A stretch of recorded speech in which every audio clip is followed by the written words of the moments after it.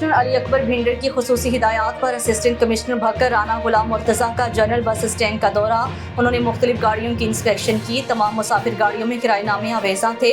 मुसाफिरीन सरकारी तयन करदा निर्खों के मुताबिक किराया अदा करें। जायद किराया वसूल करने वालों के खिलाफ कार्रवाइयों के लिए मुसाफिर मुतल्लिका गाड़ी का नंबर और बस की कंपनी का नाम बताकर अपनी शिकायत DC office complaint cell number पर दर्ज करवाएं। शिकायत का अजाला यकीनी बनाया जाएगा।